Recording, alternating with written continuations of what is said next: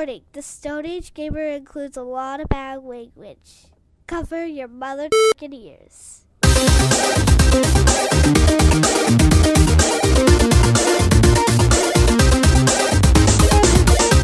Good evening and welcome to episode 176 of the Stone Age Gamer podcast for the week of November 17th, 2017. I am Kris Randazzo, and joining me as always is completely and totally necessary microphone accessory, Dan Ryan.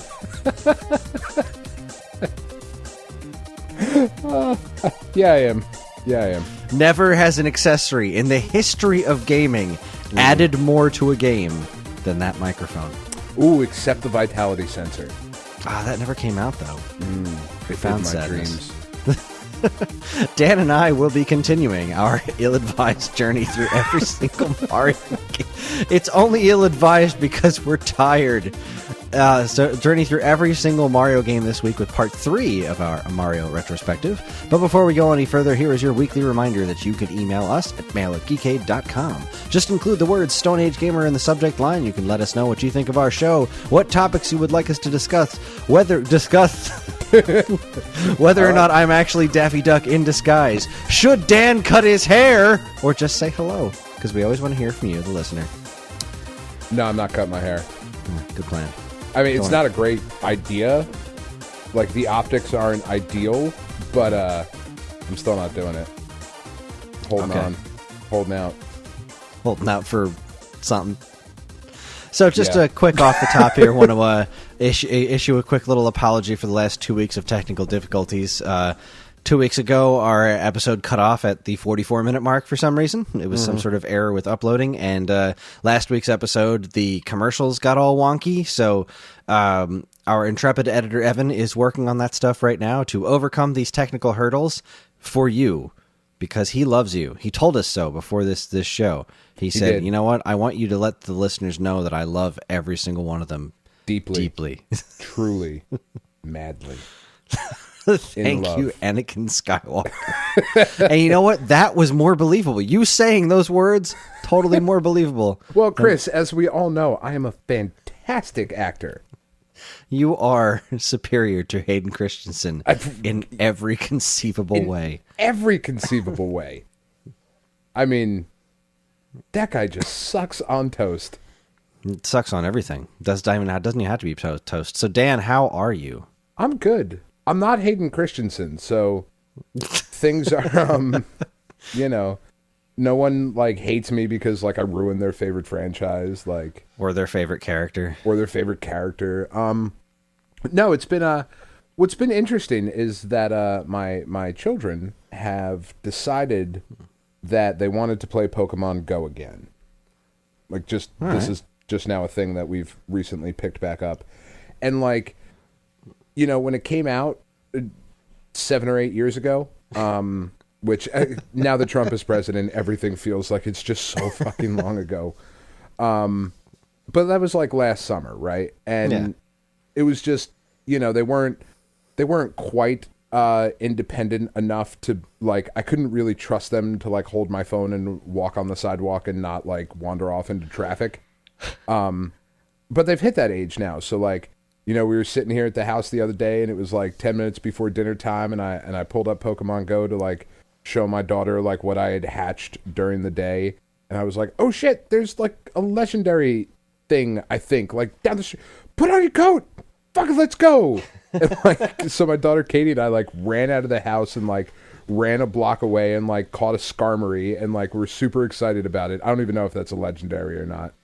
I don't even know what that is. It's just like a big bird-looking fucking thing, and but like super excited about that. And then like something popped up. She was like, "Check and see if there's anything else cool around." And like there was a Bayleaf like another block away, so like we had to run down there. And like the whole time I'm getting texts from Tiff of like, "All right, it's dinner time." We're like, "Fuck you, we're catching Pokemon." Like, and like we hatched a milk tank from an egg, which is just. Its animation, like it's kind of suggestively swings its udders back and forth. Like, it's really odd. But like, yeah, I know, it's very strange. But like it's like it just made me happy. Like that game there's nothing to do in that game, which sucks that they couldn't figure out like what the next step of that game was. But God damn it, it's still fun sometimes. Well, they introduced for some people. Like I am not one of those people. I quit this game, but my sister still plays this game, and there's actually a group of people who work at the tech center who like they meet in a conference room and do like raids and battles and stuff to catch those weird Pokemon or whatever. And it's crazy. Like I guess that stuff's not really for everybody. It didn't like. I mean, obviously, the game still makes crap ton of money and it has a ton of users, but it's not like the biggest thing on the planet like it was back when it first came out, which would have been impossible. But of course, they've added a lot of stuff to that. I really gotta give Niantic credit on what they've done with that particular platform, because, like you said, there really isn't much to do. But there's really not. The things that they do are at least engaging to some people. Yeah, I did finally catch a Pikachu. That was exciting. Oh, congratulations. Yeah. They've also announced, and I think this, I don't know if it will have the same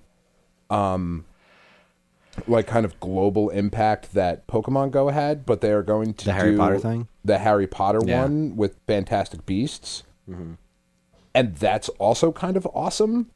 That is kind of awesome. I bet my wife will play that. Yeah, like I think it'll probably get just as big as Pokemon Go did, but not for nearly as long. I don't even think it'll get that big, just because, I mean...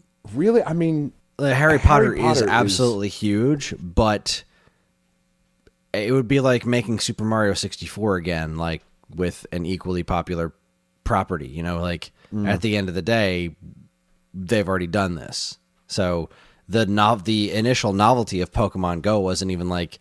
I played Pokemon Go, and I don't have any connection to Pokemon. You know, it was just like, it's this neat thing that everybody is doing. Right. And if the game's really something that's essentially similar, just in a different universe, I don't know if I see that catching on the same way. I'm sure it'll be successful, but I don't think anything's going to be Pokemon Go again, at least until it's a completely unique idea. Yeah. But what do I know?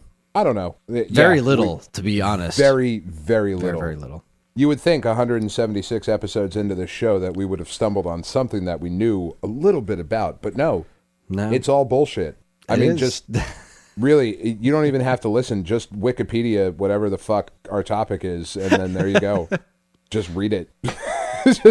Just pretend you're witty, like we do. Just like every now and again, say fuck. You'll be fine. All of a sudden, you're Dan. Have yourself some fucking ridiculous beer like this thing that I'm drinking tonight, and you're awesome. If you're 21, I don't know if we have any listeners that are under 21, but if we do, go to bed, do your homework, get off my lawn. Explain to me, write me an email, and tell me why Rick and Morty is good. 'Cause I don't get it. I like that show. It's not a religion or anything, but we're entertained by it. No. It hasn't, like, changed my life, but... Yeah, no, it hasn't gotten to the point where I'm like, oh my god, this is the single greatest thing that's ever happened to television and, in fact, humanity. I don't think I like Dan Harmon. I didn't like Community either. Oh, okay. Yeah, see, we really liked Community. Yeah, it didn't grab me. Well, before we devolve into yet another TV podcast. Yeah, we've got what? This is part 3 of our 13-part retrospective on Mario games? Pretty much, yeah. I believe. Okay. All right, so real quick, I did not get Doom yet. My local game store got the Shaft.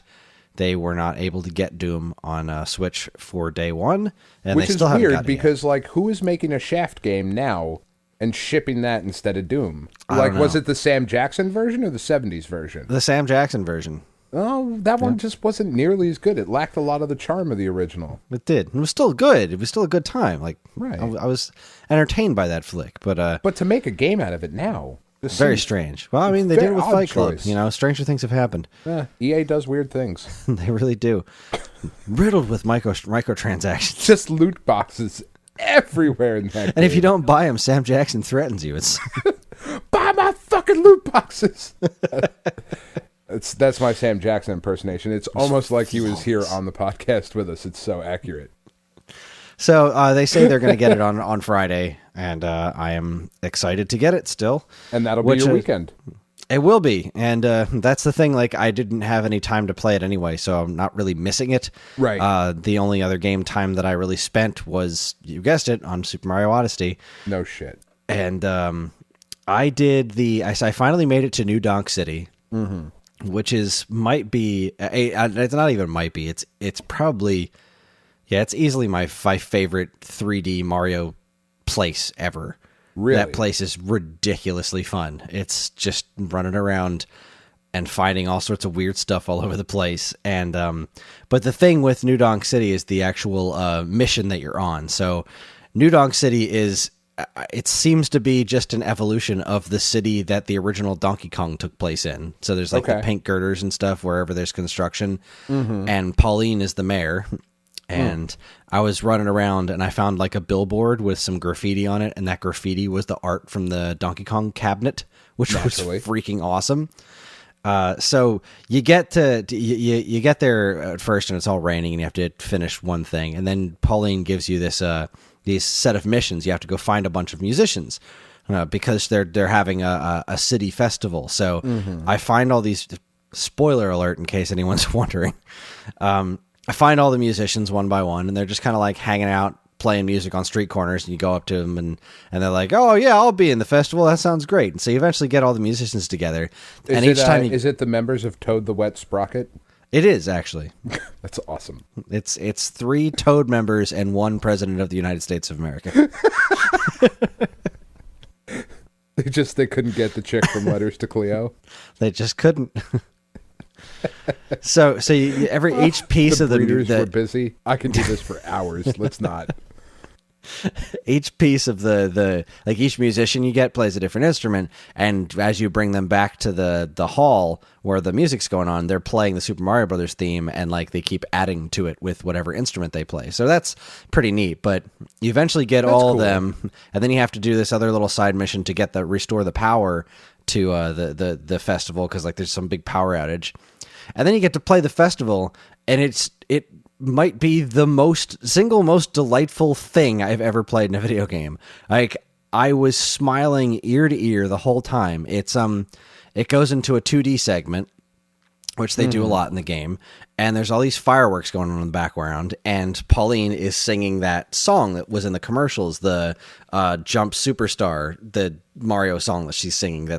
It's pretty adorable, and you're basically playing Donkey Kong. Like, you're running on the pink girders and there's barrels everywhere, and you're just jumping over these barrels and collecting coins, and it's not particularly hard, but it's just playing a celebration of Donkey Kong, of awesome. Mario's first game. And you get to the top and you beat Donkey Kong. It's wonderful. It was so wonderful. I was ridiculously happy when playing that. And that was pretty much all the gaming I did this week, because it was all about, getting furniture and moving couches and stuff.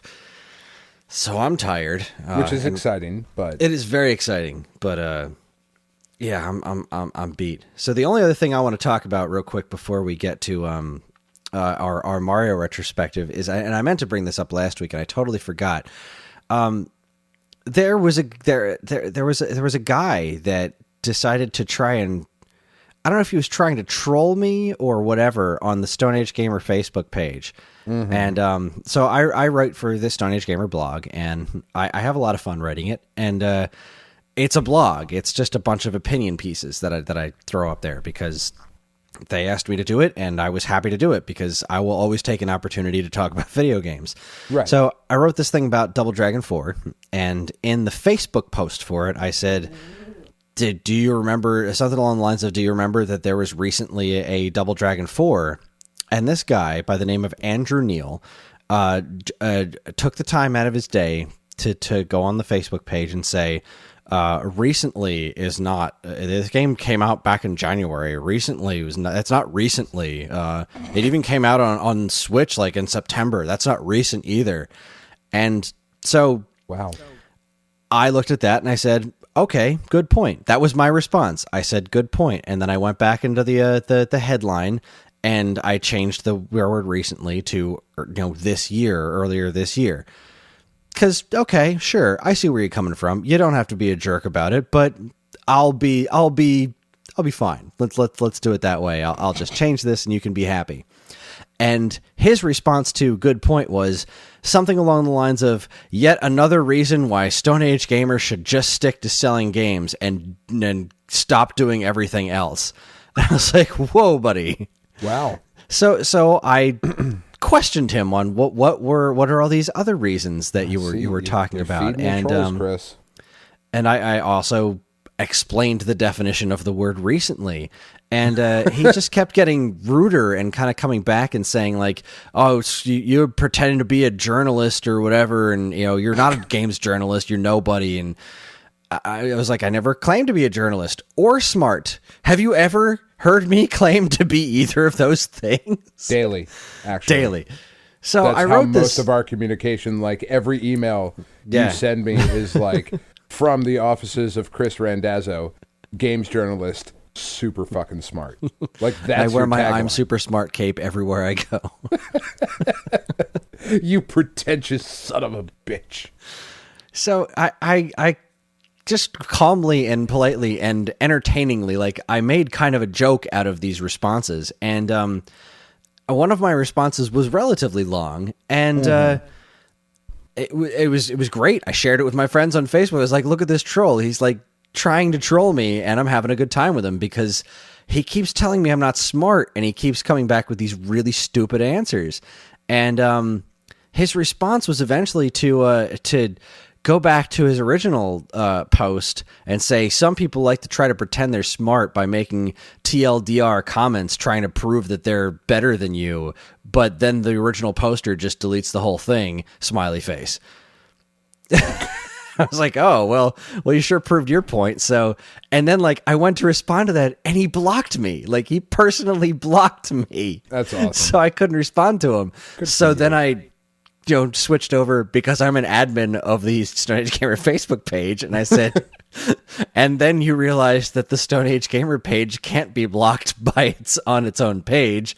And speaking of deleted, and then I banned him from the Stone Age Gamer, which felt pretty good.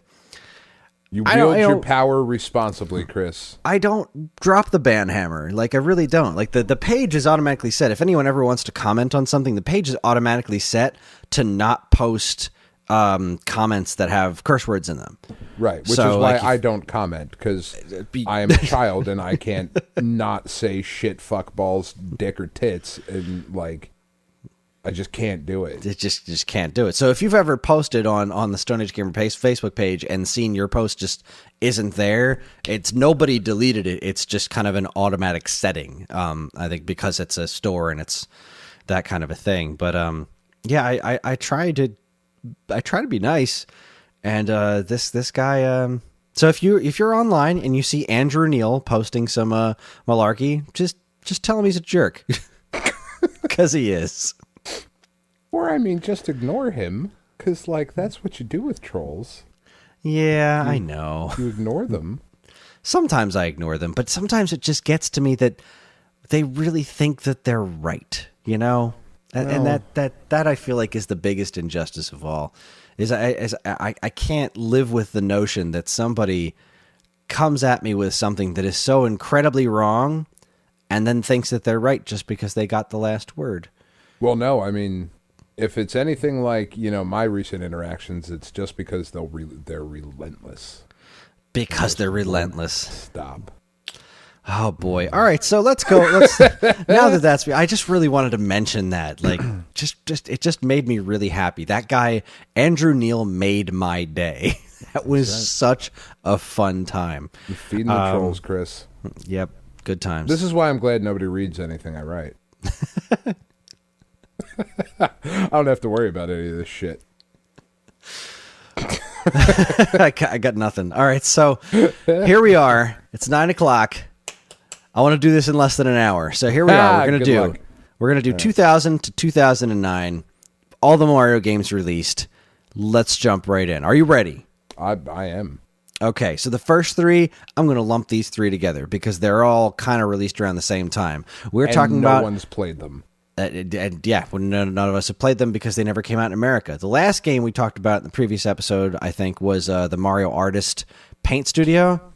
Well, in 2000, you had Mario Artist Talent Studio, Mario Artist Communication Kit, and Mario Artist Polygon Studio.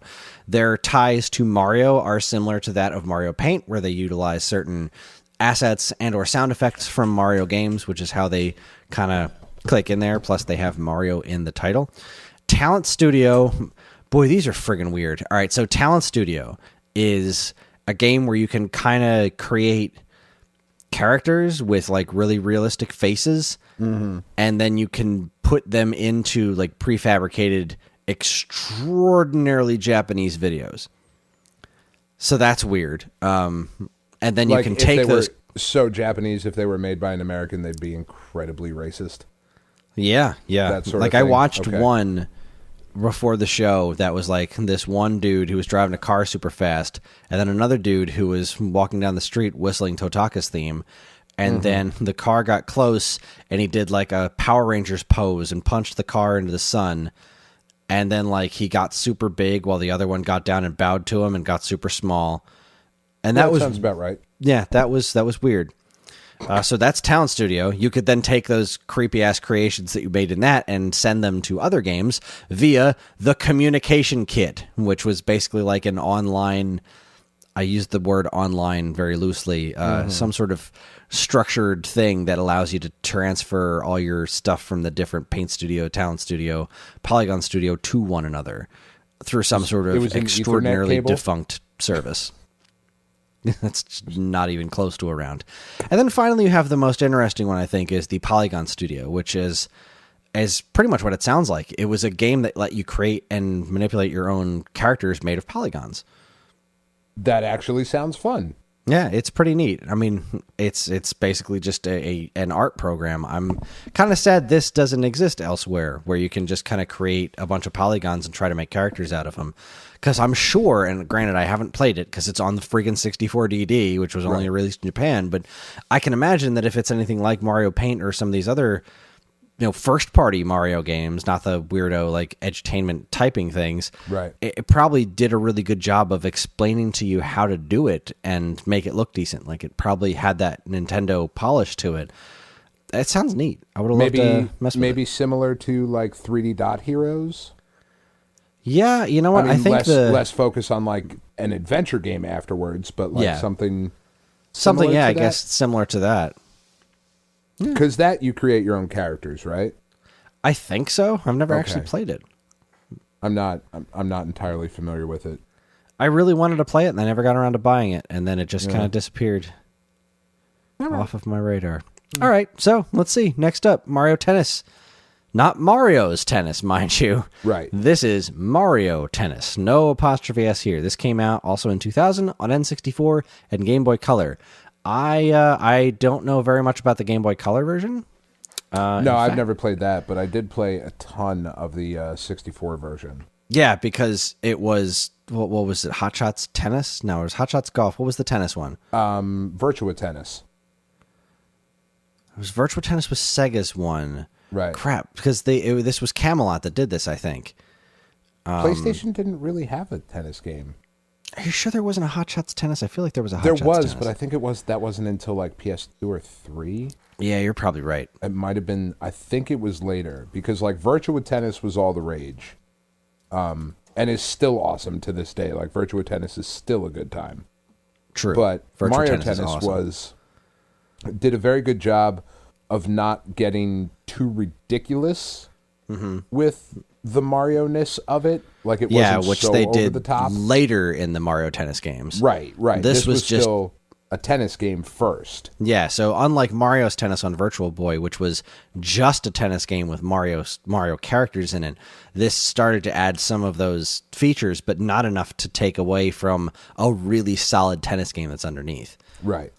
The Game Boy This was a Color lot of one was really neat and remembered at the time similarly as the golf one, because this also had like an RPG mode in it. Now I remember that. Okay. So the N64 one was just like a super cool, awesome tennis game with Mario things. And then the Game Boy Color one, they went that one step further and did all the RPG elements. And people loved it. I was not one of them because I didn't buy it. It I was sounds too like busy something I having fun would've with the been into. N64 game and Virtua Tennis. Anyway, moving on. The next one, also in 2000, was what I thought was a particular stroke of genius as far as making games look good on the Nintendo 64, and that was the Yes. original Paper Mario. Probably the best looking Mario game on 64. I would agree. Because, as we It all might know, actually- I think N64 games are ugly as sin. Right. This might be the best looking N64 game. That's an interesting thought. I'd really have to pay attention to that. It is certainly up there because they just basically subverted the whole chunky polygon thing by making everything two-dimensional and made of paper on purpose. Yeah. It's very clever, and it was functionally a sequel to Super Mario RPG, even though it was originally called Super Mario RPG 2 and then eventually changed to Paper Mario. The Paper Mario series never grabbed me the same way Super Mario RPG did, It's not as funny. It's just not the same. It doesn't have the same soul, Super Right. Mario RPG was this unholy alliance between Square and Nintendo with here's some of the best RPG makers of the 16-bit era making a Mario RPG. It was so fresh and clever, and Paper Mario was great, but it just didn't feel quite the same to me. And I think a lot of it had to do with just I didn't like the N64 as much as the Super Nintendo. It was still, Yeah.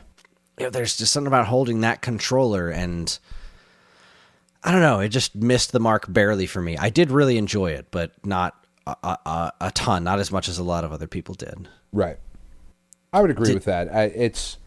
It's got some really interesting ideas, and certainly some ideas that they fleshed out and we'll talk about a little bit later.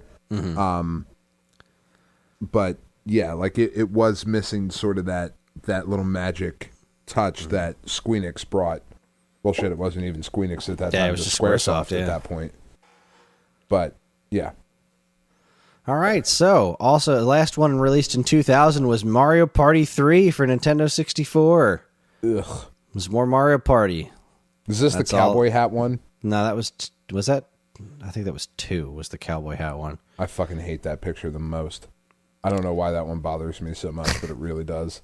The only thing I have to say about Mario Party 3 was that when Mario Party 1 came out, there was one kid that kept coming into my store, and saying, "When are you getting Mario Party 3 back in?" And I said, "There is no Mario Party 3. Mario Party 1 just came. There isn't even a 2. And he's like, "No, I have it. I've seen the game in my hands. It's Mario Party 3. What took me forever to figure out was that the kid was looking at the box for the original Mario Party, and on the box, Mario was punching a dice, and the number 3 is closest to the front of the box. So he thought it was Mario Party 3 when it's just Mario Party, and there's a picture of a dice with a 3 on it. And that is where your rivalry with Andrew Neil started. That was it. That when was you him. made fun of him for being a dumb shit and not realizing, wow, Son of a bitch.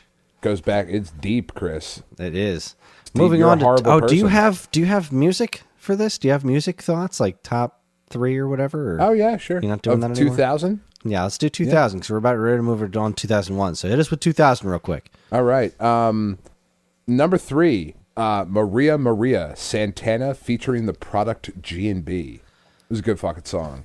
Okay. Number 2, Smooth, Santana featuring Rob Thomas. This was when Santana put that record out where he had everybody singing, doing guest shit on it. Uh-huh. It was a good record. And then I number 1, still hear Smooth all the friggin' time. it's a good song. It's on every Muzak station ever. It's got an excellent guitar riff. It does. And then number 1, Breathe by Faith Hill. A song I wouldn't recognize if my life depended on it. Agreed. So there you go. Wait, I think I know what that one sounds like. I think I do. I could be wrong. I'm very upset that number 14, The Thong Song by Cisco, did not make it higher on the charts because that song is fabulous. All right, moving on to 2001. Dan, what's the music of 2001? I'm scrolling. Hold on. We're doing this out of order. All right, 2001. Song number 3, the top 3 songs for the year 2001. Number 3, All For You by Janet Jackson. This is when she made a comeback for like a minute, and then everybody went, oh, wait, it's fucking Janet Jackson. Stop it. What are we doing? What are we thinking? This is dumb. Number 2 was honestly one of my favorite songs, Fallen from Alicia Keys, because she's so good. She's so good. And the number 1 song of the year 2001 was, again, a song I would not fucking recognize, Hanging by a Moment from Lifehouse. Oh, God, that was number 1? Yeah. I'm falling even more in love with you. Nope. That was not a good song. I have no idea what that is. And that thing was everywhere. I If don't. that song came on, you're good. You probably intentionally, your brain subconsciously said, "No, I'm not registering this song." Oh, there were so many other good songs this year. Let Me Blow Your Mind, Eve and Gwen Stefani. That was fucking dope. Destiny's Child, Independent Women. Blue Cantrell's Hit 'Em Up Style. That was good shit. All right. Anyway, here we are back in Mario Land, where Animal Crossing was released for the GameCube here in America in 2001. Now, where was Mario in Animal Crossing? Unlockable NES games. There you go. I do love Animal Crossing. I How love awesome that was first that? Animal Crossing. We've talked on the show how much we love the original Animal Crossing, but how awesome was it to unlock all those just NES games? And you would just have them in your basement and be like, all right, now I want to play Punch-Out. And so there you are, you're playing Punch-Out. It was and awesome. You're like, man, the GameCube controller is awesome, but not for this. Doesn't really work for this. Yeah. The Animal Crossing was an amazing game. It is. Excellent. Yeah. So anyway, moving on. A Also in tertiary connection at best, however. Indeed. This one is all Mario. This is Dr. Mario 64, and it is, in my humble opinion, the best Dr. Mario they've ever made. I've never played it. This is also a very good-looking N64 game. It actually kind of apes the Paper Mario style for the title screen, but then completely abandons it after that, which is weird. It's got a lot of hand-drawn animation in it. Well, that's good. So it's got all these characters that, don't do anything because it's a puzzle game. It's not like Puzzle Fighter where they have different fall patterns. It's just like, Right. I want to be Wario, or I want to be this weird blue dude with a dart on his nose who's from the Wario Land games.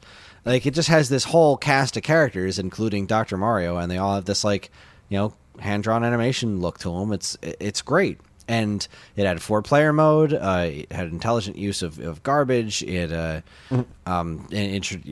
did the whole, like, shadow block thing that they introduced in the Tetris games that were recent at the time. It had a whole story mode, a mission mode, a puzzle mode. Like, it was the most fully fleshed and wonderful Dr. Mario game. And it even introduced 2 new songs. Like, instead of just Fever and Chill, there were 2 new songs added on, and they're good. They're not as good as Fever because it's one of the best songs ever, but it's a phenomenally well-featured puzzle game, and it's the best they've ever done Dr. Mario. And I wrote a whole thing on this on Geekade a while back because it drives me crazy, because ever since this one, every release of Dr. Mario has been a step down. They've been like just slowly yanking features from it. And sometimes they'll introduce different ones, like the whole Dr. Luigi thing, which we'll get to later, but none of them have come close to the absolute worthwhile package that is Dr. Mario 64. Well, all right then. Ta-da. All right. And speaking of 2001, why did I mention Animal Crossing for GameCube in 2001? That's not right. Maybe that was drunk. I must have been drunk, because now I'm on to... Yeah, that Animal Crossing does not belong there. I must have gotten my lines crossed somewhere from, like, that was maybe when the N64 one came out, I think. Yeah, so I'm going to say... blurry-eyed. Yeah, I'm going to say something went screwy there. Either way, wherever Animal Crossing is supposed to be, what we said about it still belongs. My date is just wrong. I take it all back. I take it all back. So, all right, 2001, we get the launch title for the Nintendo GameCube, Luigi's Mansion. Did you play this game? Yes, but years after it came out. I love this game, and I still think it's one of the best looking GameCube games. It's so good looking. I just don't remember it all that well. This one I remember very distinctly because it was the first time seeing the Mario characters in this with this kind of graphic fidelity. We were coming off of N64 and now we're playing Dreamcast games and PS2 games, and now I finally get to see what Nintendo's characters look like with these kinds of graphics. And right. Luigi was just brimming with so much character in this game. He was so much more of a unique character than Mario had ever been in anything ever. They gave him so much more personality. It really did. Like, the scenes where you go up to a door and you see his hand shake a little bit before it grabs the doorknob, or the fact that he is essentially singing the soundtrack the whole time you're playing is so wonderful. It's pretty funny. And there was a button just to have him go, Mario, Mario. It's so great. And he just gets the vacuum cleaner and the Game Boy Horror, which is like a little Game Boy Color that says horror on it instead, that uses the map. This game was just delightful, and I never played the sequel. I even have it. I've just never gotten around to playing it. The 3DS one? Yeah. It's good, right? Like, don't people? I heard it was great. Think it's good? Yeah, people. You just think haven't that gotten it's to it. Yeah, it came out. I got that one for free, actually, when I worked for Nintendo. They gave me a 2DS in Luigi's Mansion, and I think I might have still been playing Kid Icarus Uprising at the time, like on another playthrough or something. I was into something else, and I also know that A Link Between Worlds was right around the corner.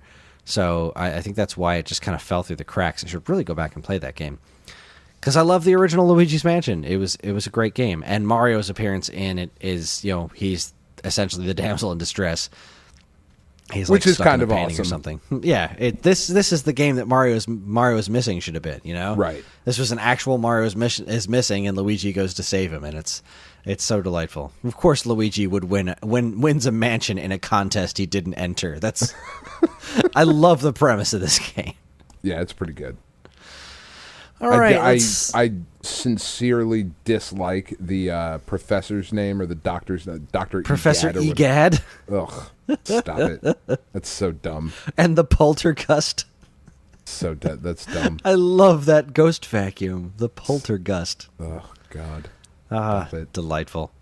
Okay, so also in 2001, in the early on in the GameCube's life cycle, we got the sequel to Super Smash Brothers, Super Smash Brothers Melee. Mm-hmm. Yep. That's not a game I played either. This is a game that I put way too many hours into. The Super Smash Brothers Melee was such a crazy sequel because the original Super Smash Brothers was a really cool game. It wasn't extraordinarily, it didn't have a lot of features, Right. It had a couple of modes. Smash Brothers Melee, they introduced the trophies and a single player campaign, tons of new characters. They went, oh shit, we got to make a game next time. They didn't have to. I think this is the way Sakurai works. He's just like, I can do everything. We're going to put everything possible in this game. Everything we can think of. Go team. Do it now. Go Team Venture. Go Team Venture. And he did. This game was just stuffed with awesomeness. And obviously Mario is a playable character in it. So is Luigi. And they introduced Peach as playable in this one. Mm-hmm. Oh my God. I'm already yawning. This is not good. No, it's not. No. Give me another tough one. Super Smash Brothers Melee. What the hell can you say about it other than I played the crap out of this game? People still play it to this day. I don't necessarily. A lot of people swear this is the best one that there ever was. I disagree. I think the current one, Super Smash Brothers for Wii U, is the best game because we've talked. I think I've talked about. I don't remember. I talked about it with fighting games, where fighting games devolve into there's 2 or 3 top tier characters, and that's all people play as in tournaments.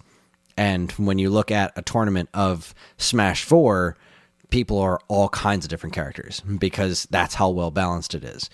And I think that's great. And you just don't see that much in Melee. You see Fox, no items, Final Destination. Right.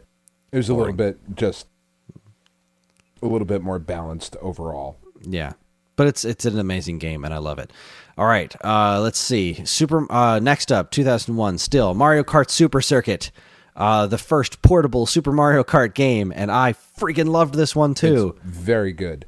Very, very good. Had a lot more in common with the Super Nintendo game than the N64 game, which I was fine with because I love the Super Nintendo one as well. Right. And you can't really do polygonal like that on a Game Boy Advance anyway. Or at least you shouldn't. Yeah, at least you shouldn't. Because people did try. It's just Mario Kart. It was great. It had some cool characters in it, and had the Toad's voice in it, which wasn't all like "I'm the best." It was basically curbing a lot of N64 assets as far as like some of those animations and the voiceovers are concerned. But great courses, really creative courses, and eventually you can unlock the whole Super Nintendo games course Which library. Is very cool. Yeah, that was great, and this was the first one that featured retro courses in that respect, which has been kind of a staple in Mario Kart games since. Also in 2001, we got Super Mario Advance, which was a souped up version of the All-Stars version of Super Mario Brothers 2. Mm-hmm. The Super Mario Advance series kind of bugs me, mostly because of the titles. They're obtuse. The titles just keep getting stranger from here, but Super Mario Advance made me really happy because it gave me this glimmer of hope that, they haven't forgotten about Super Mario 2. I get to play as Mouser in like a recent, not play as Mouser, play against Mouser, right, and like Claw Grip in this semi-modern game. And granted, there was something kind of irksome about the fact that I'm playing a game that was like I'm playing a game that I bought for full price that is a fraction of what Super Mario All-Stars was. Like it's a slightly souped up version of that, but not souped up enough to make it worth the price of buying this. Like, you took a fraction of a game and you're selling it at full price, and they just kept rolling with it. Except they never released their version of Super Mario Brothers 1 as a Super Mario Advance game, because the next one they did, also in 2001, was Super Mario Advance 2, Super Mario World. Which makes sense. Because you just skipped over Mario 3. Right. Because nobody liked that one. Yeah, it was the least popular one, right? What? And again, it was a slightly souped up version of it. It had like, a new cutscene in the beginning or something, and they added voiceovers. So, I don't know. It was great to have these games portably, but I never really got over that itch in the back of my head that was like, it's great that I have these on the go, but at the same time, like, Super Mario All-Stars and Super Mario World exists as a cartridge on Super Nintendo, and now they're selling these all again piecemeal. I feel kind of weird about that. It kind of started some of the issues that I have with Nintendo now of how much they charge for their stuff, because people have always paid it. Yeah, and like this one, nobody should have paid full price for this. And like, I see where they were coming from. This was the first time these games were portable, and it was a remaking of those games. Even if it was essentially the Mario All-Stars versions ripped out, they did add stuff to it, so I could kind of see it then. It was kind of irksome, not as bad as it got. Like this would, but you're right. This was the start of it. This was the twinge of that. Right, and because everybody paid for it, they kept that train rolling, and they still charge $10 for Super Mario Run or whatever the hell the iOS thing is. It's like, it's ridiculous. I'm gonna disagree with you on the Super Mario Run thing. It's a ridiculous price point for an endless runner. For a mobile phone game, it is. It does not matter how much content easily is there. $10 worth. Like, I have 10 billion times over gotten my money's worth out of that game. It is a ridiculous I understand price point, that other games are cheaper on the marketplace. I get that's the going rate for games in that marketplace. I don't think that there was any. I think it was a risky move, and it obviously didn't pay off for them the way that they wanted it to, but them devaluing that game just to be in line with what other people are charging for these types of games this one is really good, and they put a lot of effort into it, and they've updated it since then for free, and there's easily $10 worth of game there. Easily. Like, it's not even close. It is. I don't even mess with Arkanoid's Space Invaders anymore. Like, every other iOS game I have ever gotten, I have never touched nearly as much as this Mario Run game, because it's freaking fun. It's because you won't download Puzzle and Dragons, Chris. We'll get to that. Is that on this list? I think it's next week. Nice. All right, so I think that one's in January. Trucking forward. Super Mario Sunshine. Oh, it's 2002. We're on a new year. Give us the music. My goodness, falling asleep at the wheel here. Sorry, I had to turn my keyboard off because Kat was here. All right, 2002, song number 3, "Hot and Her" from Nelly, and it certainly was. Number 2 was "Foolish" by Ashanti, not a song I know. No clue. And to fucking solidify that in the early 2000s, the United States of America done lost its mind. The number 1 song of 2002 was "How You Remind Me" by Nickelback. Ooh. Yeah, I couldn't pick that song out of a lineup either. Really? That one, yes, you could. Yeah, I mean, Yes. maybe I could, but I don't know it now. You would have to play it for me. I got nothing. I'm not gonna. Thank you. So, 2002 kicked off with the sequel to Super Mario 64, which was much maligned at the time and is now looked back on extremely fondly, much like Legend of Zelda: The Wind Waker.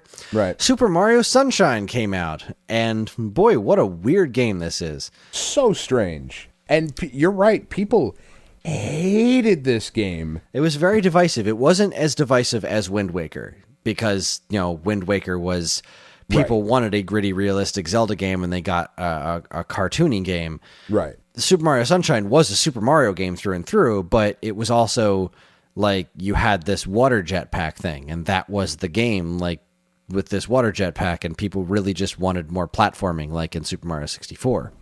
Right. And the fact that this was not Super Mario 64 2.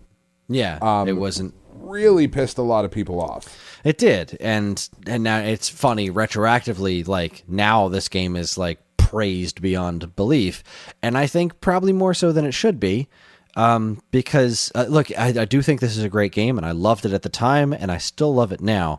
But having recently replayed a chunk of this game, there's some really, really uncomfortable stuff in it. Really? Well, particularly the scene where Baby Bowser, or Bowser Jr., starts calling Peach Mama Peach. Oh, yeah. Yeah. We talked about this on the show when I was replaying it, actually, maybe like a year ago, and it's really uncomfortable. Like, having the conversation with, like, calling Peach his mommy, and then Peach is all like, "I'm your mommy." Like, you would know, lady. She would like, have if to. anyone would know, it'd be you. Yeah, she would. That's not. I don't imagine you forget that. Yeah, so it really just kind of. I will always be angry at this game for actually making you think, like, what did Bowser do with, like, it makes you think about sex between Bowser and Peach, and I'm not okay with that. No, that's weird. You don't need to do that. And there was voice acting in this game. It Right.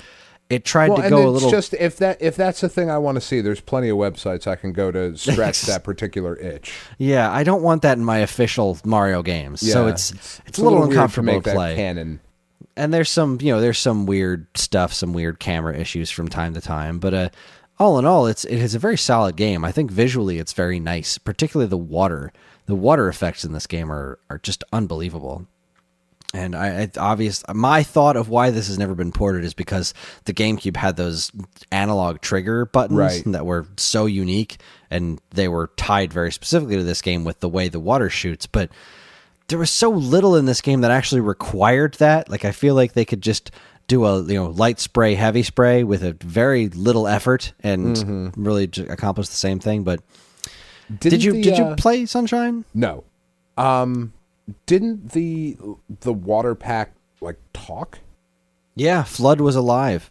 Yeah, it's weird. Yeah, Flood was also from EGAD. That's weird. EGAD made Flood and the Poltergust. Yeah. But yeah, Flood, and it had this really obnoxious Nintendo.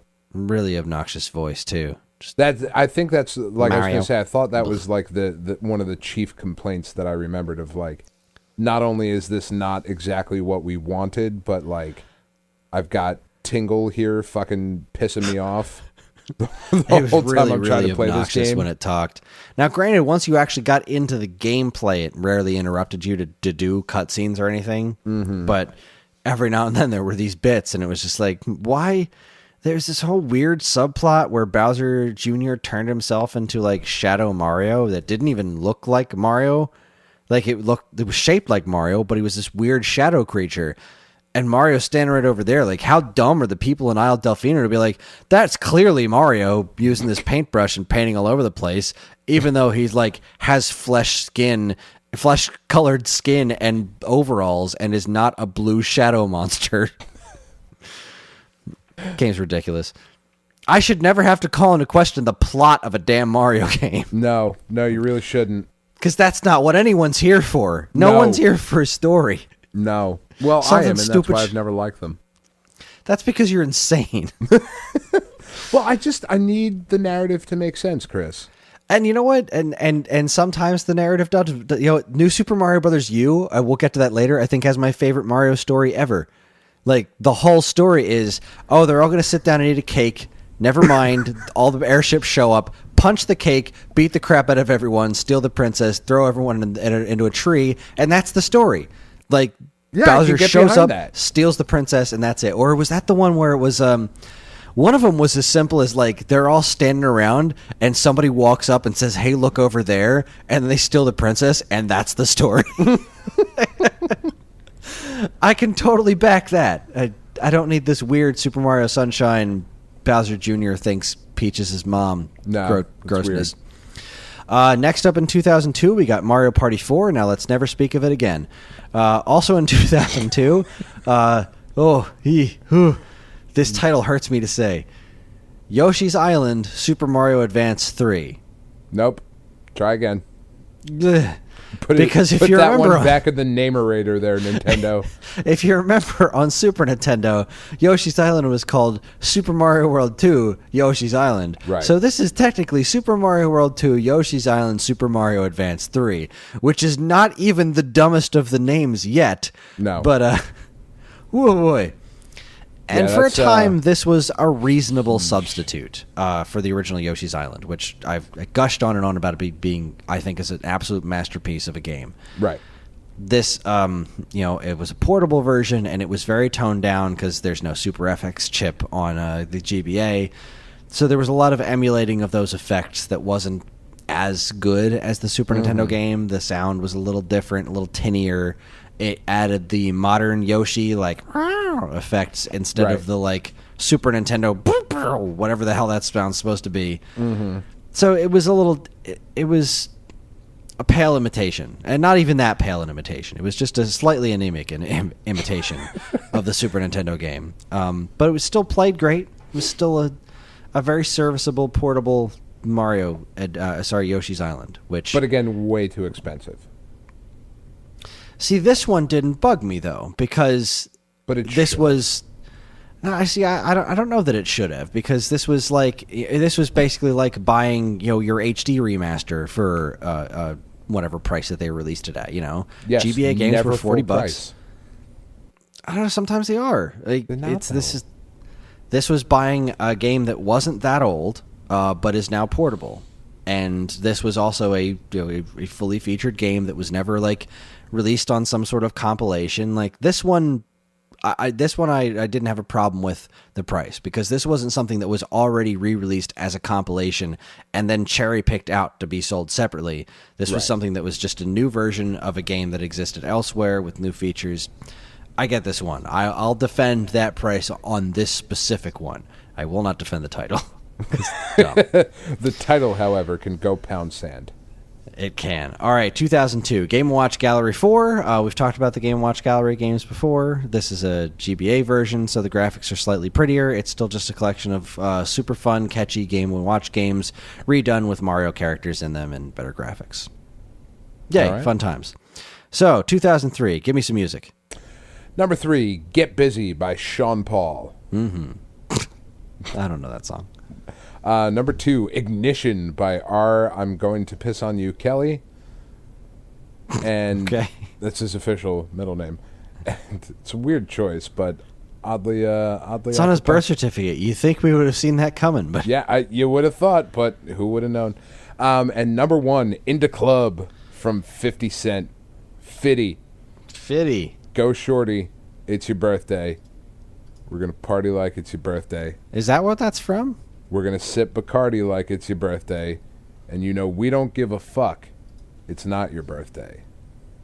Wow, thanks. Thanks, Dan. If I was going to look anywhere, Chris, I could find you in the club with a bottle full of, mama, got what you need. You done? I mean, like, I respect the dude because he got shot in the face 9 times and lived. Like, that's pretty tough. But he's a terrible rapper and made shitty games later. Yeah, he did. Like, it's just, Fitty's not good. Speaking of shitty games, 2003 kicked off with Mario Party 5. They just wouldn't they still won't fucking stop with They it. still won't stop with it. They're not And Mario fun. Party 5 was the one with the microphone. They're like, you know, we're going to get the microphone. You're going to yell into it or tap on it or do something. I don't know. I never played it, but I know that everyone traded this game in and were like, and here's the microphone. I didn't even figure out what to use it for. Like, it was dumb. So, yeah, that's all the talk we need to have of Mario Party 5. Moving on. We have at least 5 more of these to talk about. At least 5 more. I think there's 12 more. Fuck I me don't know. running. Ridiculous. Because Anyway, we got to get to the Mario Party Advance. Advance and Toadstool Tour and Fuck. Card Battle Dash or whatever the hell. So, my God. all right, 2003 saw my favorite Mario Kart game up until Mario Kart 8, Mario Kart Double Dash. Agreed 100%. My favorite up until 8. Yeah, because 8 It's is great. so good. Yeah, Double Dash is so awesome, and it's completely unique. I can't believe they've ever included this as a mode to play in future Mario Kart games because It's so fun. it is this whole mechanic. So if for some reason you've never played Double Dash before, Double Dash was Mario Kart, except instead of one person on a cart, you had 2, and those 2 different characters had to work together. Like, one person would lean their weight. So if you had a light person in front and a heavy person in back, you would turn different than vice versa. And you would, see them holding onto their items. Each individual character had a unique item that only they could get, which was super cool. The Goddamn, this tracks were game is really good. good. It looked really good. Oh yeah, it sounded really good. Had good music. It even had a LAN mode. Like, you could have a LAN party with Mario It was Kart so Double good. Dash, which is so awesome. And then people eventually did that warp pipe thing where they made Mario Kart Double Dash online by tricking the GameCube modem into thinking that it was doing LAN mode. I totally forgot about that. Double Dash is freaking great. If you've never played it, go back and play it. It's so Moo. good. Yeah. So good. And obviously the Mario connection is that it's Mario Kart. Right. All right, then we have Mario Golf Toadstool Tour, which was on the GameCube. This was another Camelot Mario Golf game. It is excellent. It's basically Hot Shots Golf with Mario characters and Mario stuff in it. I've played maybe 5 minutes of this tops. I've heard that the people who have played this liked it quite a bit, and that's pretty much all I know about this game. What about you? I don't know a ton. I was playing Hot Shots Golf instead. Gotcha. All right, let's see. We had Nintendo Puzzle Collection, which, this game breaks my heart because it only came out in Japan, and I was so mad because this was a disc that had Yoshi's Cookie, Dr. Mario, and Panel Dupont on it. Where the hell didn't this come out in America? God damn it. I heard about this game, and I was like, yay, I can't wait to play this on my GameCube, 4 controller ports. I love Dr. Mario. Bring it. I love it. And it just never came out here in America. It's a shame. Profound sadness. Profound.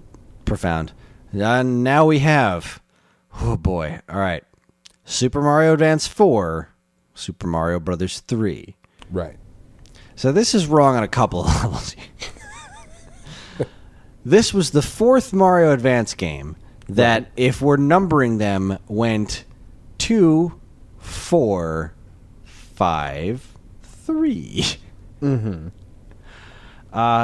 It was also the Super Mario. This was, again, so now we had Super Mario World, which was on a compilation cartridge, but only as a pack-in. You couldn't actually buy that thing separately. So, okay, you almost got me there. I still stand by that Yoshi's Island is good enough to be a standalone thing.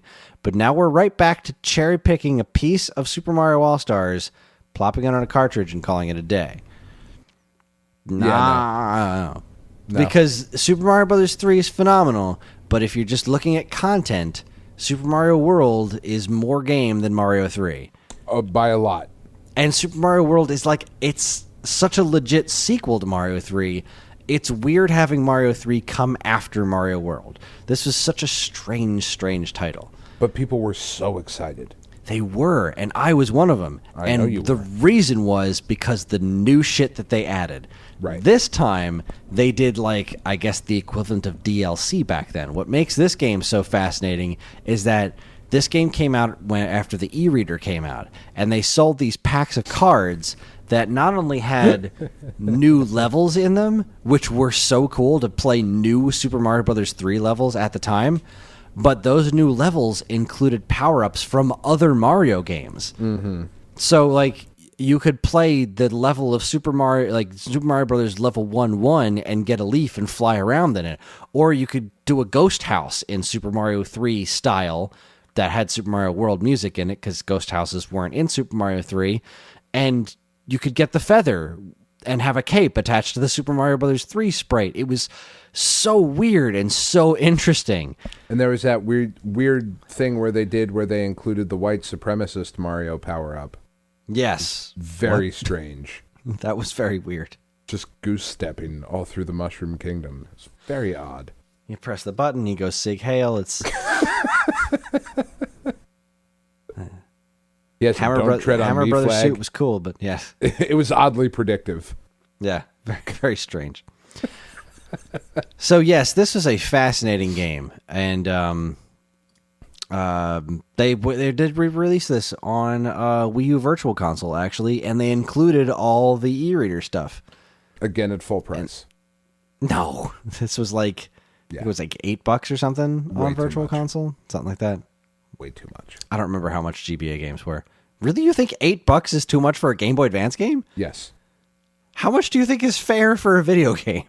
For one of those, $5. $5 for a GBA game, really? Yes. Yep. Original Nintendo should be $1.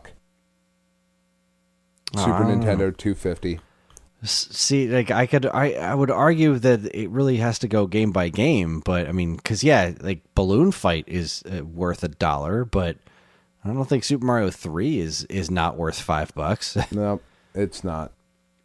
It's not because it, like, and that's kind of the thing. Like, and it's just a personal thing for me, but like that's kind of what drives me nuts about this. Of like, you're going to take away my backwards compatibility with things, and I understand the changeover from cartridge to disc and all that shit. Like, but like you're charging me this amount of money for a game that I've already paid for multiple times at this point. At this point, it should be just a lower price point. I feel.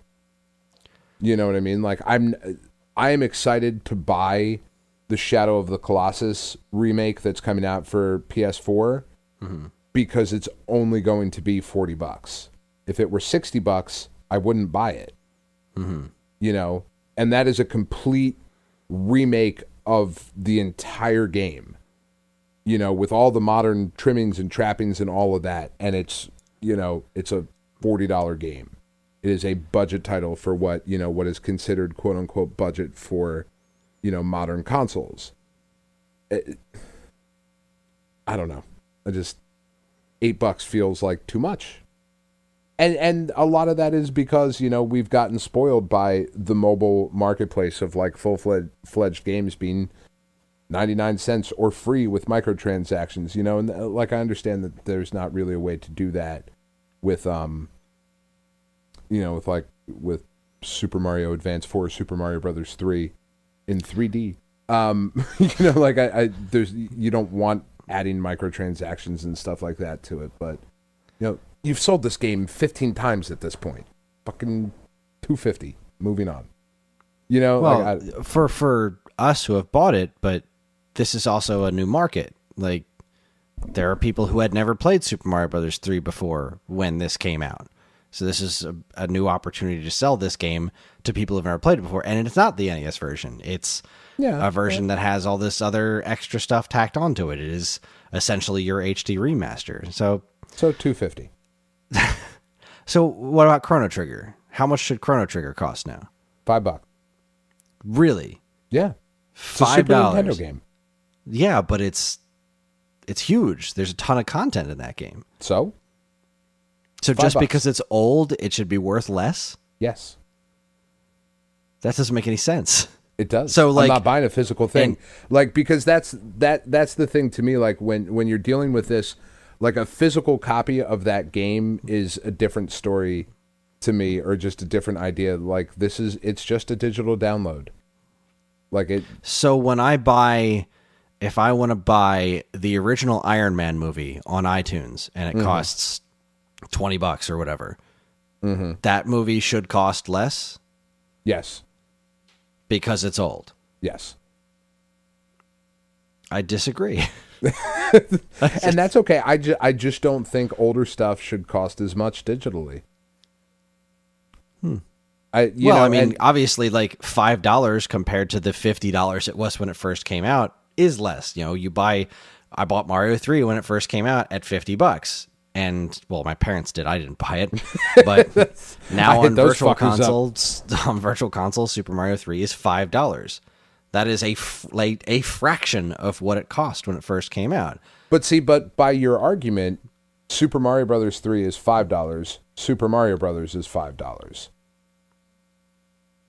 Yeah, see, now that I get where you're coming from. Like I said before, I think some of that stuff should be... I don't think it should be a flat rate like they did with Virtual Console, where they said, okay, all Super Nintendo games are $8, all NES games are $5. I think it's crazy to charge the same price for Dragon Warrior, the original Final Fantasy and Balloon Fight or Ice Climber. Like there's no parity there. There's a serious difference in the kind of game that is. That's true. And you look at something like Super Nintendo, like there's Tetris and Dr. Mario, and there's Chrono Trigger. Like, if somebody wanted to charge $15 for Chrono Trigger, I'd say that's a good value proposition, because that is easily $15 worth of game. Like, I feel like it should be judged more on the merit of what the product is that it's being sold, not necessarily how long it's been on the market, because I don't think there's any sense in really devaluing something just because it's old. I mean, Citizen Kane shouldn't be devalued just because it's old as dirt. Like, people want to sell a new version of Wizard of Oz. Like, there's, people are being born all the time. Like, there's always going to be someone somewhere where that product is new, and there's no necessarily it devalues that property in its entirety to say, like, well, here's Super Mario 64, and this was a game that was about as important as a game could possibly be, but only because it's this old, it should cost this much now. And I just don't think that makes much sense to me. I think it should be driven based on what kind of content it is. Now, obviously, to a certain extent, the price should go down when things get old, just because legacy content is legacy content, and you can kind of package it together and sell it for cheaper, and especially if it's only going to be digital.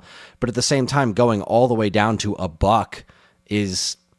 And it's also kind of a different argument from what you're talking about. Like, I've bought this game 15 times. Like, if Super Mario Brothers 1 cost me $5 once to own it digitally on every platform, I'm fine with that. If I have to pay $5 once and now I own that digitally on every Nintendo platform it comes out on forever, perpetuity, in perpetuity, then that's something. But like you said, that's not how it worked. No. If you weren't part of the ambassador program on 3DS and you wanted your Wii Virtual Console Super Mario Bros. It was $5, and then it came out on 3DS for $5, and then it came out on Wii U also for $5. Now, granted, if you had the Wii U and you had the Wii version, you could upgrade it to the Wii U version for an additional $1.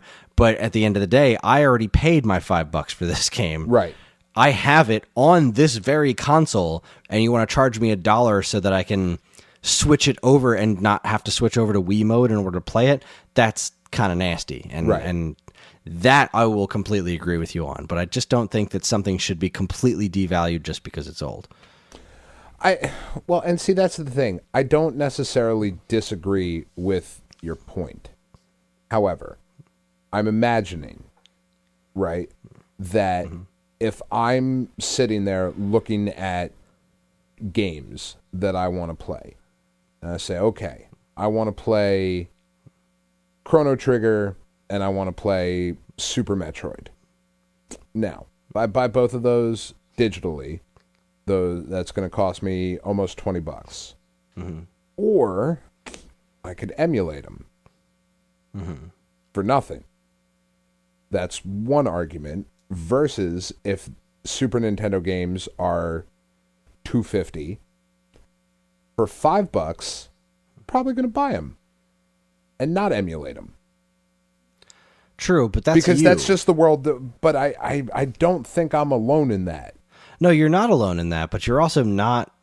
You I don't think you are the entire market. I think there's still a lot of people, even myself included, up until very recently, that won't mess with emulation. Like, yeah, there's always going to be that guy that has like, oh, I got every game on my phone. But at the same time, your average consumer, by and large, doesn't do emulation. People who listen to this show do emulation. They understand what that stuff's all about. They understand getting a Raspberry Pi and just doing it that way, or something to that effect. But most consumers or most parents that would be buying this stuff for their children, they're not going to say like, oh, get online and get those emulators and hook it up to your TV. Like, this is it's such a foreign language to them if they've even heard of it. I think that subsect of people that are emulating stuff is smaller than you think. I don't know, because those people that are saying those things to their kids, that's us now. Yeah, but have you met our friends? Yeah, mine are fucking filthy, dirty pirates. I think of like, yes, true. Think of our friends, but now think of all the people you went to high school with that weren't your friends. Do you think that most of those random people know how to emulate games? Yeah, that's why they fucking keep getting Cody shut down. Fucking pricks. All right. Well, we spent an awful lot of time on that, so that's a whole other podcast, Chris. That we just basically record a whole other podcast. All right, so let's bang through this stuff super duper fast. All right, so now we're on the last 2003 game, Mario and Luigi Superstar Saga. This game is super cool because it was a subsect of Super Mario RPG games, only on the handhelds. It was funnier, I think, than Paper Mario, and a pretty cool game. Have you played this? And it was Mario and Luigi. Yes, like at the same time. That's lots what of jokes at Luigi's expense. Sure. And, I thought that was really cool because like Mario and Luigi had always been a pair that were never really on screen together. Yeah, like they weren't equals since Mario Brothers. Their first appearance was really the first and only time they were properly equals on screen outside of Mario Party, which we don't care about since then. So let's see. 2004, real quick, hit us with the music. Number 3, If I Ain't Got You by Alicia Keys. Number 2, Burn by Usher. And number 1, Yeah by Usher. Yeah. Usher was really lazy with the song titles in 2004. Good job, Usher. Okay, 2004 kicked off with Paper Mario: The Thousand Year Door for the GameCube. Most people consider this the best Paper Mario game ever. Sure, I didn't really play it. I don't think they're wrong. I think this took a lot of the stuff that people complained about, or not even complained, just some of the shortcomings of the original Paper Mario, and really did it well, and it looked really good. It did. Basically, this was what a sequel to Paper Mario should have been. Right. And according to most of the internet, everything's been a step down since then. Yeah. Yeah. What, Sticker Star Saga is the next one we'll get to eventually? I feel like there was another one before that, but there might have been. We'll get there. We'll get there. Haha. Classic NES series Super Mario Brothers. Now this is what we're talking about. $20. This was $20 for an NES launch title. That's right.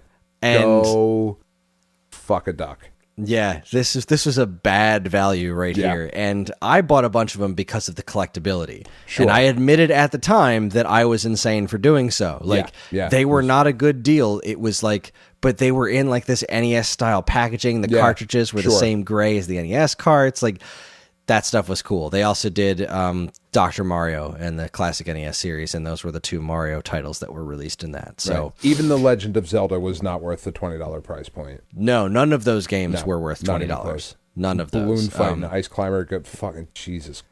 I mean, the original Castlevania, I mean, even that, like... It's not a $20 game. It's because, like, and I think this is one of the points, one of the points that I think I missed when I was talking about what I was talking about with games being old, is if you look at the content that they are, even and by comparison to what the current value of content is, and it kind of, you want to kind of weigh it against that. Like, you look at a game like Yoshi's Island, as you know, and stack it up to whatever modern platformer was at the time, and like, that holds up next to that. But if you put, you know, classic NES series Dr. Mario next to that puzzle collection that they released on GameCube that had Dr. Mario paneled upon and Yoshi's Cookie in it, at like, I think that game was $30 in Japan, and Dr. Mario, just Dr. Mario NES version squeezed into a GBA cart was $20. Yeah, nope. You're talking a shitty value proposition. Like, you want to put the NES version of Donkey Kong up against other $20 games at the time. Like, it's just not even fair. No. Mario Party 6 came out. Nobody cared. Mario Party Tennis came out for GameCube. It was a sequel to Mario Tennis. This is where I think they started to get a little too cartoony with the stuff. It was just too ridiculous. Yeah, the power shots, and like, it was just, it lost being, it became a game of like balancing power-ups as opposed to a game of tennis that also had some fun stuff with it. Exactamundo. Mario vs. Donkey Kong came out on Game Boy Advance, and this game is equal parts awesome and disappointing, because this was the sequel as 94. This was the sequel to Donkey Kong 94, which I literally just got a message on my screen from Dean that he just bought that game. He bought it because he'd heard us talking about it on the podcast, and he was like, that sounds really cool. I want to play the Super Game Boy version. So he just bought DK94 on Game Boy and a Super Game Boy. So Good for him. So this was a sequel to that, and it just didn't quite live up to it. It had the same mechanics and everything. I didn't like the look of it. It had that weird, crunchy, CG-ish Donkey Kong Country look to it. It does not look very good. Yeah, it's not a great look on it, especially following up that miraculous DK94. Let's see, Mario Golf Advance Tour. Did you play this one? I played this one more than I played the console version, but it's could not pull me away from Hot Shots. Yeah. Like they've just never, like, and I know that's blasphemy to some people, but the Mario Golf games have never been as good as Hot Shots, in my opinion. I can't say that I have an opinion. I've barely spent time with them. Let's see. Mario Pinball Land. This game is pretty unremarkable. It's not a great pinball game. It's not super fun. But what is awesome about this game is the premise, is that Mario is actually the pinball. And when you look at the box, you're like, that's stupid. I don't understand this. And then you start the game, and Mario's standing there, and this piston thing comes up above and below him and literally squishes him into a ball, and he goes, ugh! And then you start the game, and he's the pinball. Price of admission alone. No. I mean, I see your argument, but no. That cracked me up so much when I turned this on. I was like, Mario Pinball Land. I love these kind of pinball games. Let's give it a try. I love Kirby's Pinball Land. Mm-hmm. And like that intro had me rolling, and then like I played the game, and it's just kind of okay. It's just an average pinball. Yeah, it's not great. Yeah. Then we had the launch of the Nintendo DS with Super Mario 64 DS, another incredibly stupid title, but really, what else do you call it at that point? 'Cause it's Super Mario 64 on the DS. And they did this weird thing where, like, you play as Yoshi, who, like, gets turned into Mario or something, and then you unlock all these different characters. That was really weird. And the Nintendo DS didn't have an analog stick, and Super Mario 64 was built for a damn analog stick. Yeah. it's neat that the game was portable, but it was when the 3DS came out with an analog stick and it was backwards compatible. This game immediately became infinitely more playable. Yeah, But it was, it was because you had to neat. control it with the stylus, right? Like that. Was Yeah, your like on camera. they had that thing that you would strap onto your thumb and like do a little virtual analog stick. And Nope. And the last thing released in 2004 was Yakuman DS, which is a mahjong game only released in Japan that has some Mario-themed stuff in it. Boo. Best game ever. All right, Dan and I are going to take a quick break, and then we're going to marathon the second half of this as quickly as we possibly can. For God's sake, what's wrong with us? You're listening to the Stone Age Gamer podcast from Geekade.com. Stick around.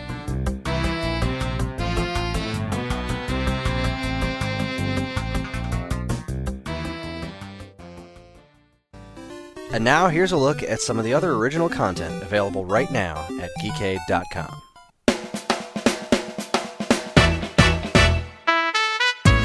First up, Geekade's Gabby Robbins continues her re-read. First up, Geekade's Gabby Robbins continues her reread of her favorite books from her childhood with a series that hooked her like Harry Potter before Harry Potter was a thing. In fact, this series is similar to Harry Potter in more ways than just magic. But does it hold up as well as she remembers? Find out in revisiting the Circle of Magic series located in the Think Tank. Then, for your 9th visit to the Nonstop Comic Shop, prepare your ear holes for Jordan's vocal stylings as he kicks off the latest episode with a Thor-themed parody of everyone's second favorite Steve Miller Band classic. He's got a nice singing voice. I did listen to the beginning of this episode, and he's got that vibrato going on pretty well. Way to go. Way to go, Jordan. Good on you, Jordan. I just gave a thumbs up in the audio podcast because I'm awesome. Then, if you survive that, you'll be treated to a thorough look back at Thor 184 through 186, a story arc they call so lazy and boring that it's actually vividly memorable. And, a review of Thor Ragnarok, which I saw. I actually got to go out and see a movie, and it was so fun. Good. I really liked that movie. It was so good. It's just excellent. So don't miss falling for like a half hour. Oh, that was great. Don't miss Nonstop Comic Shop Episode 9. Keep Ragnarokin' me, baby. It's an excellent title. Finally, Kris. Yeah? Do you remember Dean? Who's Dean? I think he's a guy you mentioned a few minutes ago. Oh, yeah, that guy. Boy, this joke worked better before I did that. It did. You know what else? He used to be on this show. Sure did. Back when no one listened. So you mean now? What are you talking about? Well, he's got himself another video game related podcast right here on Geekade. And guess what? What? There's a new episode this very week. What's he talking about? Of course, the new Bubsy game. Of course. How much does he love it? Who the fuck is Glenn? Tune into Vest and Friends, episode 21. I'm looking at Bubsy memes to find out. You can catch all this quote-unquote great stuff. I'm just kidding. No, this is actually great content. You can catch all this great stuff plus tons of other articles, videos, podcasts, and more right now at Geekade.com.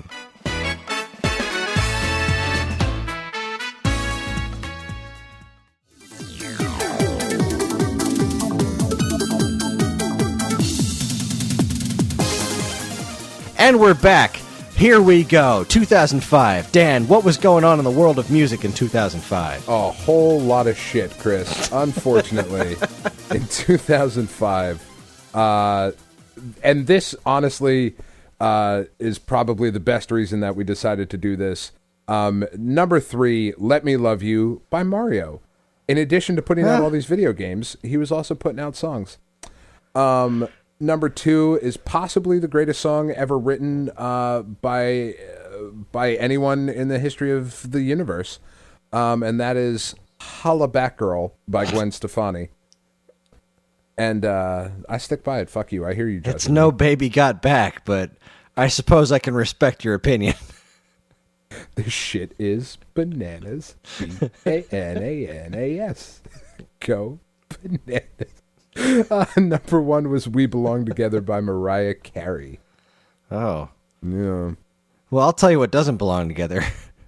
NBA Street Volume 3 with And Mario. But that was the first Mario game released in 2005. The GameCube version of NBA Street V3 hilariously includes Mario, Luigi, and the princess playing basketball against real basketball players. Mm-hmm. It was dunking weird. on them.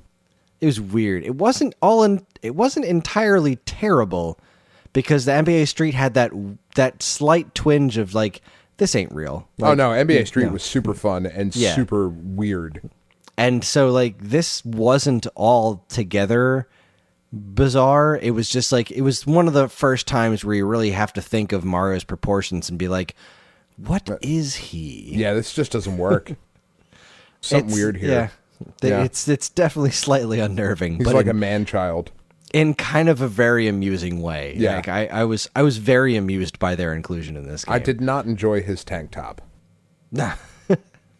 Did he wear a tank top in this one? I believe thought so. they were in their regular outfits. Mario, NBA Street.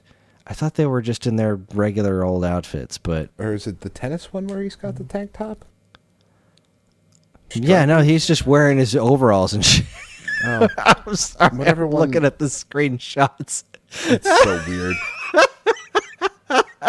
It's so weird. It's because they're so colorful. They really are. Not a great idea.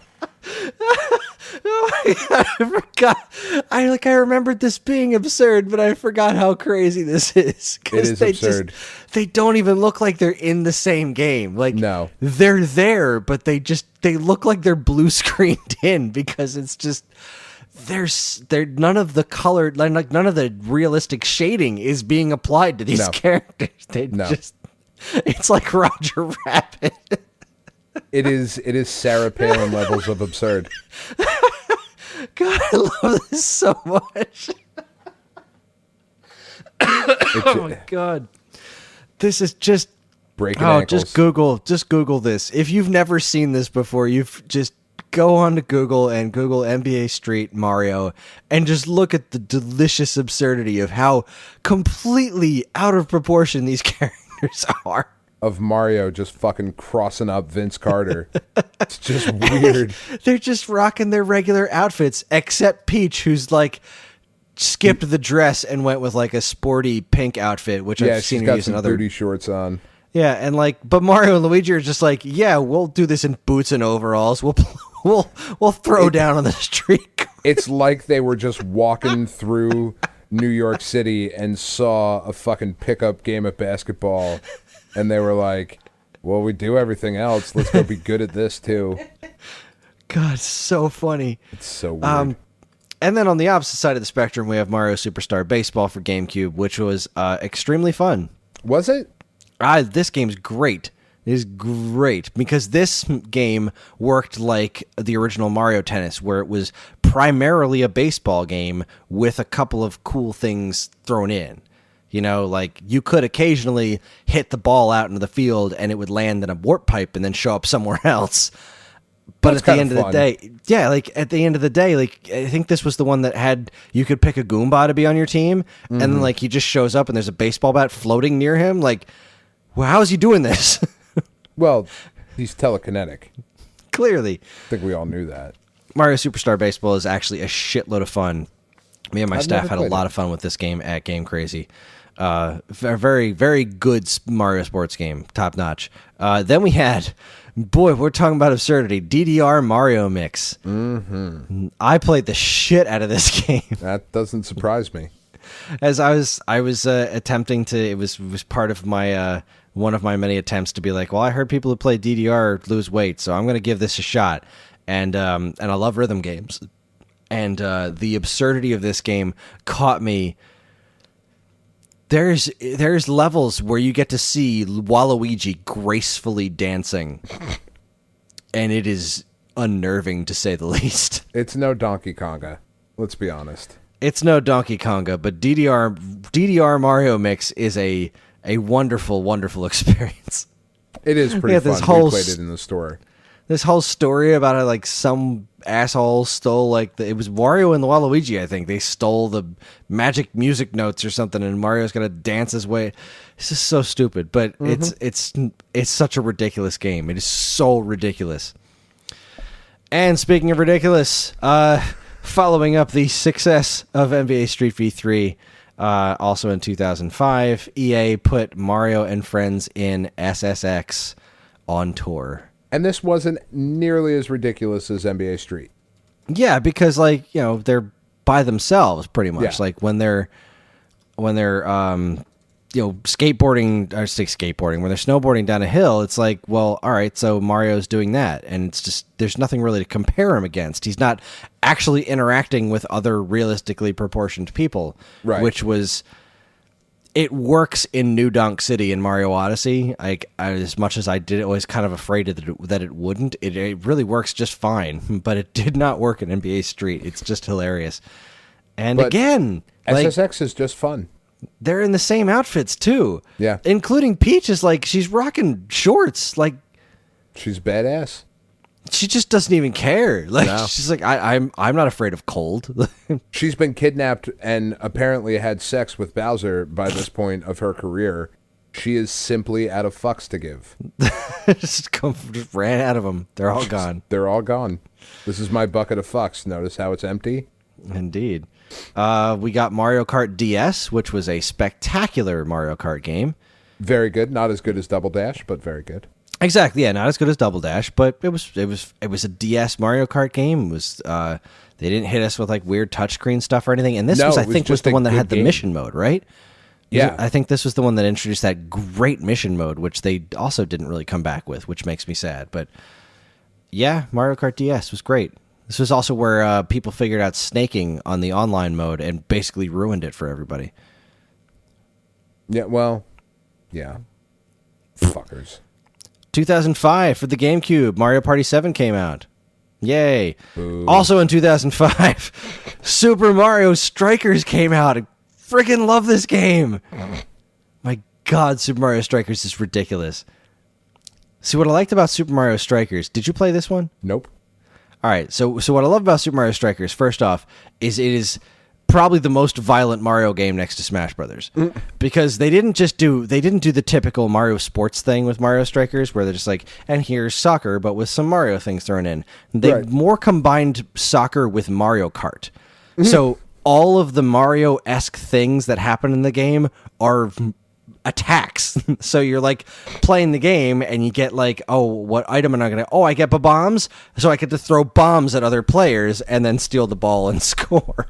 That's actually how soccer is played, Chris. I know you're not a big sports guy, but that's actually fairly. There are actual explosions, and like they had the shells, and like this game was pure chaos, and like the art direction was so aggressive. It was so weird. Strikers is great. Nintendo DS, we got Mario and Luigi Partners in Time. Not as good as Superstar Saga. Not as good as Superstar Saga, and also one of the few, I think, good uses of the awfulness that is the baby Mario characters. Yeah, they're terrible. I hate the baby characters. Yeah, especially as like their own thing. Like, okay, this one, there's time travel involved. I get it. This is how these characters can exist at the same time.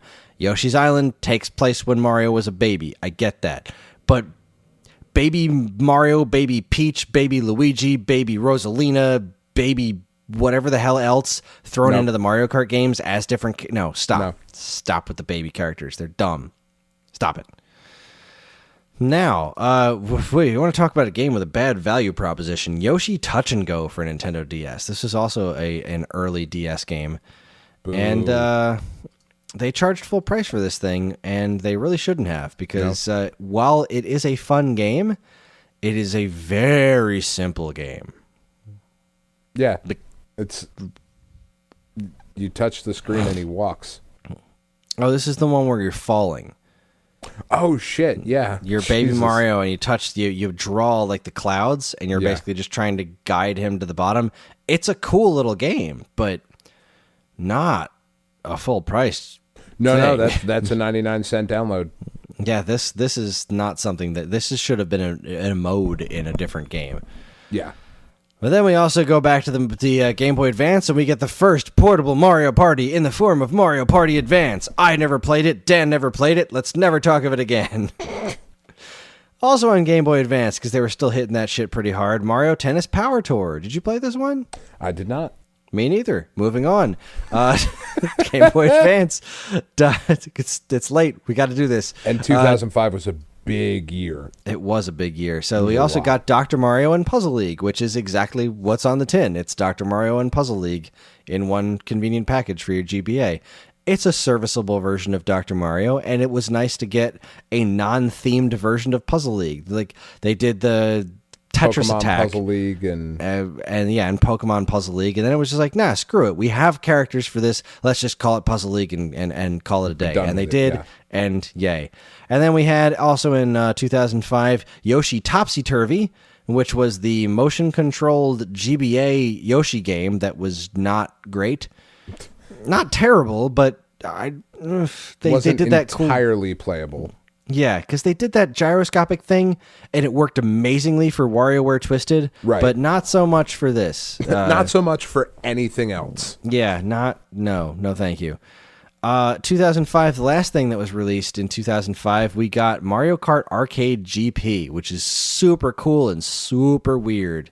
I've never played it. I've never actually even seen it. So I have. They had it in a movie theater near where I lived up in North Jersey, and it's very arcadey. Mm-hmm. Like something Hydro Thunder arcadey. More like quarter munching arcadey. Like you really got it. Yeah, like you got to. If you don't, even if you win, you have to put in quarters to move on to the next race or something like that. It's very very quarter munchery. That's dumb. And it feels so different from a regular Mario Kart game.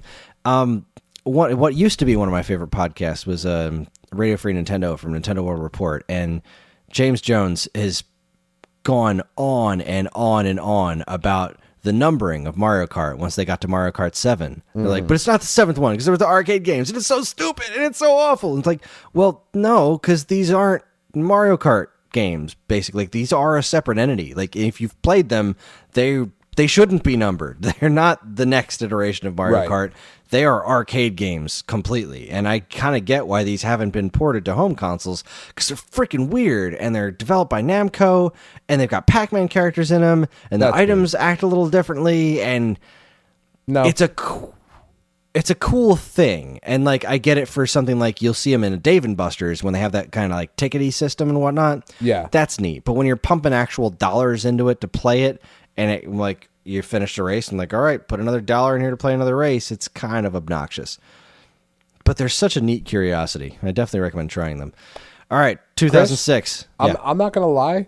I think we should cut this here. Yeah? We're an hour and 40 minutes in. Fuck. Yeah, and there's still so much. There's so much left. There's important stuff to talk about. God damn it. I'm making a call. Yeah.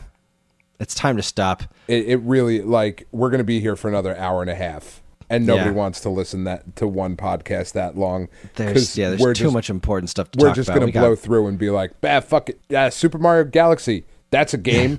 that was neat. Mario Party, that's a game that came out on DS too. Fuck. You know, which I won't talk anymore about Mario Party games. Like, we're just going to mention them and move on. But there's lots of other things I do want to talk about. So Dan is right. So much, yeah. It's time to cut it, because even the next game I have a ton to say about. So yeah. There's just all right. We're gonna have to keep this thing rolling a little bit longer than planned. So it might be more than a 4-parter. I told ladies you, and gentlemen, 13 installments.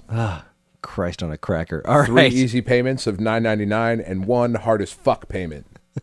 Gonna have to pay me in wampum. Thank you, Mitch Hedberg. Yeah. Son of a bitch. All right, that's our show. It's hard to reach. That's it. We're going to go to bed.